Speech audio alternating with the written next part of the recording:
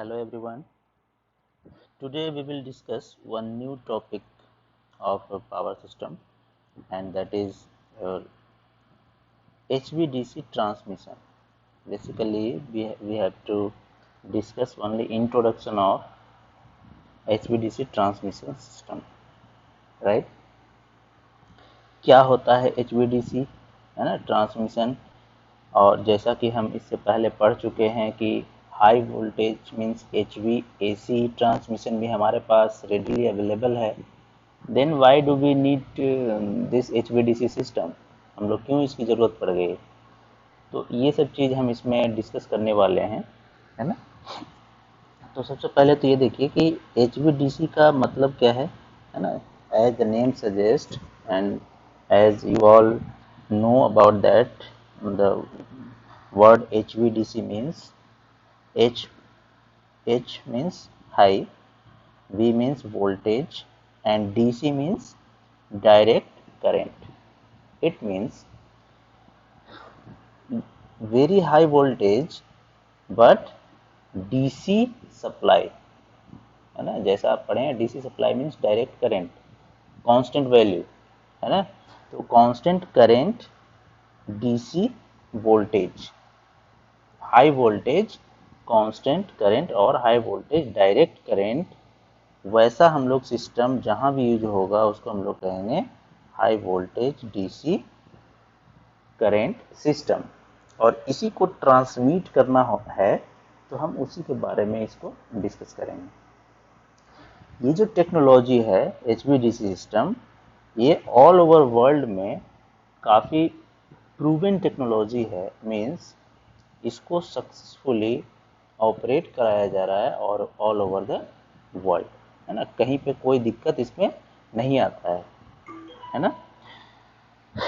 ये जो HVDC system है, ये दो डिफरेंट फ्रीक्वेंसी वाले सिस्टम से इसको आसानी से जोड़ा जा सकता है ना। To HVAC system having different frequency can be linked up together by means of HVDC link। HVDC link का मतलब वो कुछ नहीं, ट्रांसमिशन लाइन है ना, उसी को हम लोग लिंक कह रहे हैं। दो अलग अलग फ्रीक्वेंसी वाले AC सिस्टम को HVDC से आसानी से जोड़ा जा सकता है। लिंक इसीलिए बोला गया क्योंकि दो अलग फ्रीक्वेंसी एंड अलग वोल्टेज लेवल का दो हमारे पास AC सिस्टम है और उसको जोड़ना है ना। तो वैसे दो अलग अलग फ्रीक्वेंसी एंड वोल्टेज वाले सिस्टम को हम आसानी से जोड़ सकते हैं HVDC ट्रांसमिशन लाइन से, है ना। तो इसीलिए इसको लिंक भी बोला गया है, दोनों को जोड़ने वाला लिंक है। और ये जो HVDC टेक्नोलॉजी है ना, इसको जनरली ट्रांसमिट करते हैं electricity over long distance, long in the sense very long distance, ठीक है।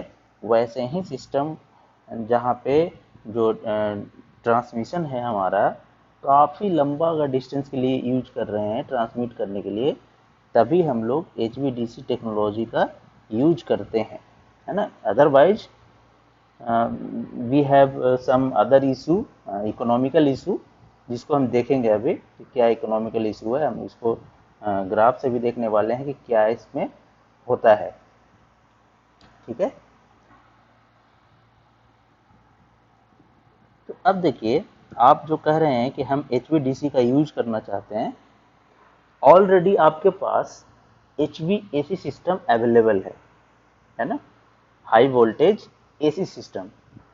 तो आखिर क्यों आप हाई वोल्टेज DC सिस्टम की तरफ मूव करना चाहते हैं? Why do we need that HVDC system, ठीक है। तो इस HVDC सिस्टम का कुछ एडवांटेज भी है ओवर HVAC सिस्टम, जो इसको इंस्टॉल करने के लिए आपको मोटिवेट करता है ना। तो अब देखिए क्या है इसका एडवांटेज। तो एडवांटेज कई सारे हैं, हम लोग वन बाय वन देखते जाते हैं। HVAC सिस्टम है, इसमें जो इलेक्ट्रिकल लॉसेस होते हैं, वो ज़्यादा होते हैं अगर हम HVDC सिस्टम को लॉन्ग डिस्टेंस के लिए यूज करें तब। समझ गए इसका मतलब?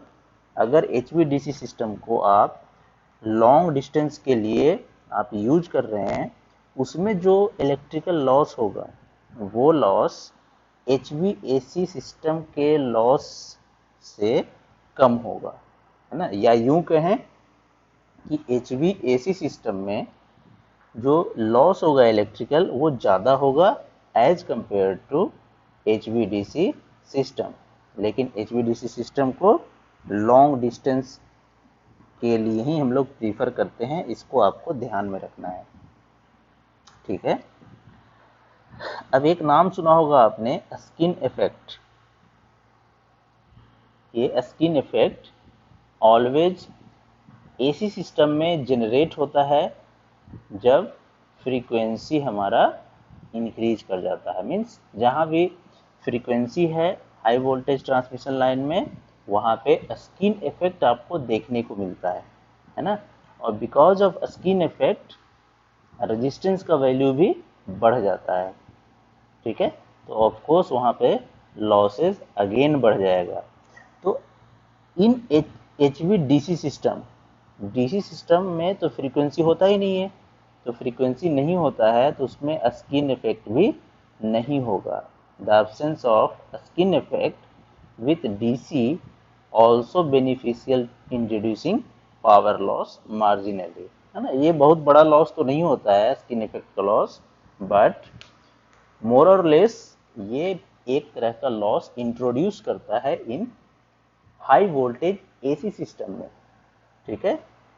लेकिन ये चीज DC सिस्टम में एब्सेंट होता है। There is no skin effect in DC system, तो उसमें इतना लॉस तो ऑलरेडी रिड्यूस हो जाएगा HVDC में। और देखिए ये जो रिन्यूएबल एनर्जीज हैं, रिन्यूएबल एनर्जीज लाइक सोलर, है ना?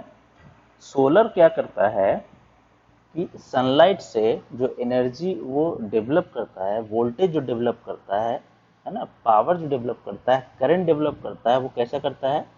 DC voltage and DC current, ठीक है? तो ये DC आपको आउटपुट देता है। तो जब आपको पता है कि DC दे रहा है तो आप डायरेक्ट इसको ट्रांसमिट कर सकते हैं to electrical grid without converting it to AC। कहीं पे अगर DC ट्रांसमिशन है तो आप उस DC ग्रिड में, है ना, डायरेक्टली आप ये जो सोलर एनर्जी का जो पावर है उसको आप ट्रांसमिट कर सकते हैं, कनेक्ट कर सकते हैं उस DC सप्लाई को, है ना? और अगर आपके पास DC वहाँ पे नहीं है, AC है, तो आप क्या करते हैं? सबसे पहले सोलर के पावर को, वोल्टेज को, करंट को सबसे पहले आप AC में कन्वर्ट करते हैं और तब उसको कनेक्ट करते हैं ग्रिड से, है ना? तो ये एक एडवांटेज हो गया कि अगर आपके पास HVDC सिस्टम है तो ये जो सोलर पावर है इसको आप डायरेक्टली उस ग्रिड से जोड़ सकते हैं, है ना? ये हो गया। और क्या है? HVAC system are more complex to build, है ना? ये ऑलवेज देखिए 3 फेज सिस्टम तो रहेगा ही रहेगा, साथ साथ डबल लाइन भी रहता है ना? और एक एक जो फेज है उसके साथ 4 4 कंडक्टर भी मूव करते हैं, बंडल्ड कंडक्टर। तो ये सब जो सिस्टम यूज होता है AC में, है ना, ये जनरली क्या है कि आपके इंडक्टेंस वैल्यू को मैनेज करने के लिए, कैपेसिटेंस को मैनेज करने के लिए, है ना, तो ये सब को मैनेज करने के लिए हम लोग इस तरह का अरेंजमेंट को लेकर और ट्रांसमिट करते हैं AC ट्रांसमिशन को, हाई वोल्टेज AC ट्रांसमिशन को। तो नंबर ऑफ कंडक्टर्स इतना ज़्यादा हो जाता है कि हमारा जो ट्रांसमिशन सिस्टम है वो काफ़ी कॉम्प्लेक्स हो जाता है। उसके टावर्स को उतना बड़ा बनाना और उसमें उतने सारे इंसुलेटर्स को यूज करना, ये एक काफ़ी कॉम्प्लेक्स टू बिल्ड है ना? इसको बनाना एक कॉम्प्लेक्स सिस्टम है।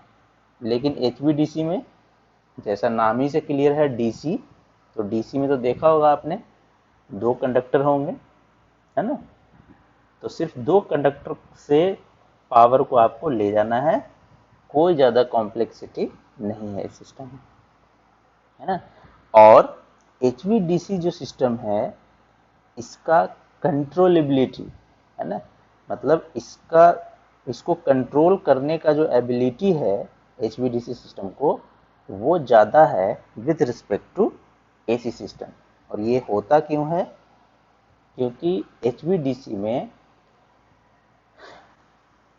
सेंडिंग इन पे एक कन्वर्टर लगा होता है और रिसीविंग इन पे, मतलब इस DC लाइन के दोनों साइड में एक एक कन्वर्टर लगा होता है।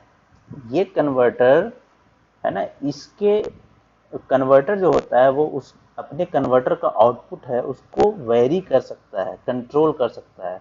तो बिकॉज ऑफ कन्वर्टर जो कंट्रोलेबिलिटी है HVDC सिस्टम का वो काफ़ी ज़्यादा होता है, राइट। अब देखिए इकोनॉमी पॉइंट ऑफ व्यू से हम लोग देखते हैं कि क्यों हम लोग कह रहे हैं बार बार कि लॉन्ग डिस्टेंस के लिए ही इस ट्रांसमिशन सिस्टम जो HV ट्रांसमिशन सिस्टम है HVDC, उसको लॉन्ग डिस्टेंस के लिए ही क्यों यूज करना चाहते हैं आप, ठीक है। तो ये आपका प्रैक्टिकल ये डेटा है कि अगर आप एक ग्राफ प्लॉट करें, है ना, cost versus distance, cost versus distance का आप अगर एक ग्राफ प्लॉट करें तो आपको मिलेगा ऐसा कि फॉर अ स्मॉल डिस्टेंस, है ना, स्मॉल डिस्टेंस में अगर ट्रांसमिट करना है तो देखिए ये हमारा स्मॉल डिस्टेंस ट्रांसमिशन है।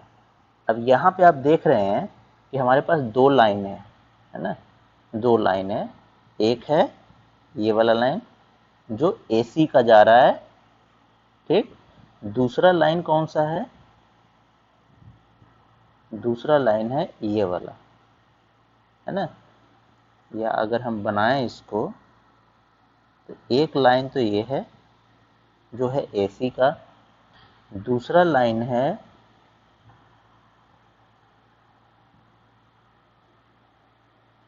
दूसरा जो लाइन है वो ये है DC का लाइन, ठीक है।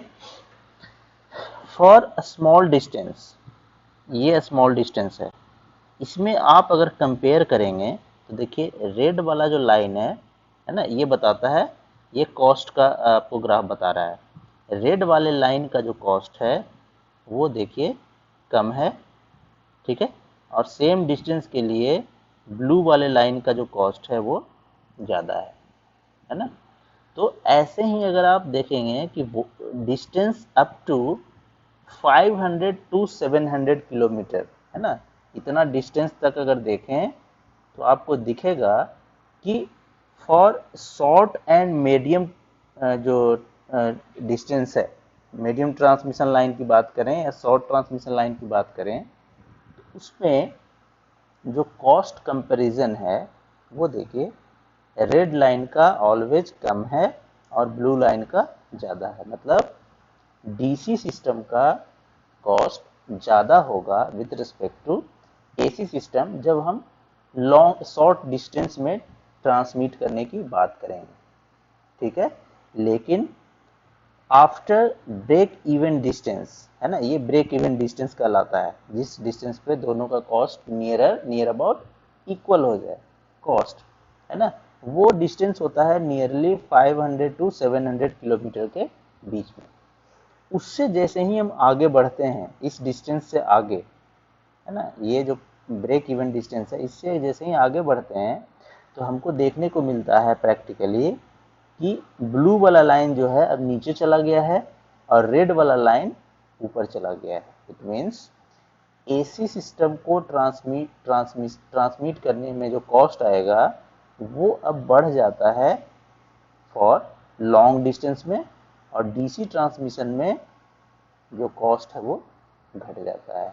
इट मीन्स कि ब्रेक इवन डिस्टेंस से अगर ज़्यादा डिस्टेंस के लिए ट्रेवल हम लोग ट्रांसमिशन लाइन को इंस्टॉल किए हैं, ट्रांसमिट करना है power over distance greater than break even distance, तो हम कह सकते हैं कि हमारा कॉस्ट डीसी ट्रांसमिशन में कम आएगा with respect to AC transmission.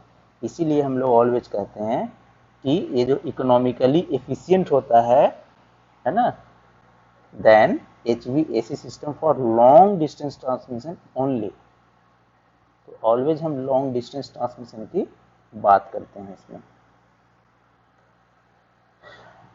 ठीक है। तो इसको हम कंटिन्यू करेंगे अगले लेक्चर में और देखेंगे इसके और क्या क्या एडवांटेजेस हैं एंड डिसएडवांटेजेस हैं ओवर HVAC सिस्टम। हम इसको कंपेयर AC से ही करेंगे, है ना, क्योंकि वो चीज़ें हमारे पास ऑलरेडी अवेलेबल है, ठीक है। Thank you.